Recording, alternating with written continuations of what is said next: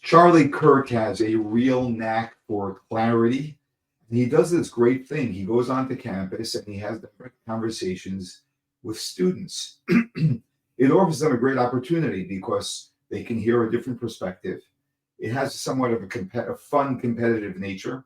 And he really enlightens a lot of people about things, either facts that they don't know or just insight in how to look at something.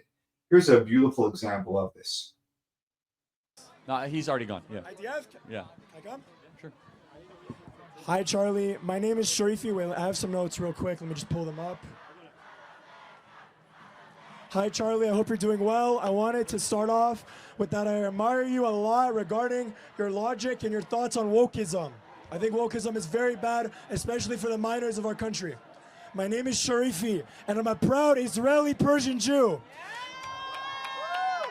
As a Zionist, I want the best for Israel, which includes bringing the hostages home, and Israel obtaining peace with its neighbors. I hope one day to see a world where Jews and Arabs can coexist in the Middle East. How can Israel obtain peace and more diplomatic ties with its neighbors surrounding them? I mean, Israel, first and foremost, has to destroy Hamas. And by the way, you know what no one's talking about is Hamas should have to do an unconditional surrender. Yes, no sir. one's not a peace deal. We need an unconditional surrender like we had in Japan. Absent an unconditional surrender, I don't believe peace is possible. Okay. You notice no one has mentioned that term unconditional surrender? That needs to be reintroduced. Okay. We did it in World War II. We need an unconditional surrender. Okay.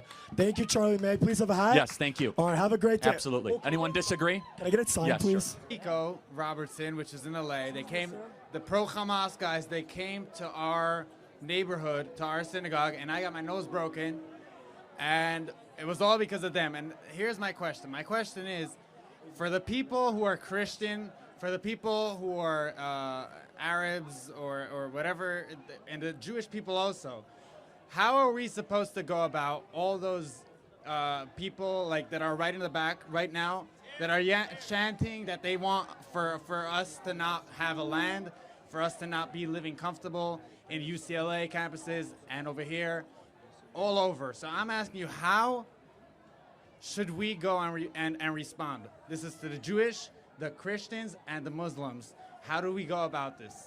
I mean, Israel has to defend its homeland, first and foremost. But what do we do? What do we do? I mean, right I wouldn't now? give them too much oxygen, but what we as what we as Americans need to do is, if any of them participate in flag burning or an anti-American behavior and they're on a student visa, they should be sent back to their country of origin, and they should not be going to school here in the United States of America. And let me ask you, if someone is saying, because I hear this a lot of Christians say that I'm a Christian, I'm dealing with my own problems, I don't want to be involved. Do you think that that's the right thing to say because you're Christian? No, Christians should be involved in the public square. They should be salt and light. They should be engaged in the public discussion, not just quarantined off to one area. And what about Arabs? Because they could say like, oh, okay, these are my people. Listen, I mean, look, they're entitled to their opinion, but it just seems as if they're taking over every European country right now, and it's very disturbing. And should we fight back? I think we should absolutely dramatically restrict immigration. Yes. I hope there was going to be some kind of disagreement, but no, sir. I agree with you. Thank you. I'll give you a hat. Thank you. He's very, very clear, very straight up, and an unconditional surrender is actually what's needed in Gaza. That's not happening. That's not going to happen, and that's the tragedy, that Israel has to actually go to war to get their hostages back, and they have to go to war to stop Hamas from perpetrating the terrorism that they do to anyone that's not like them.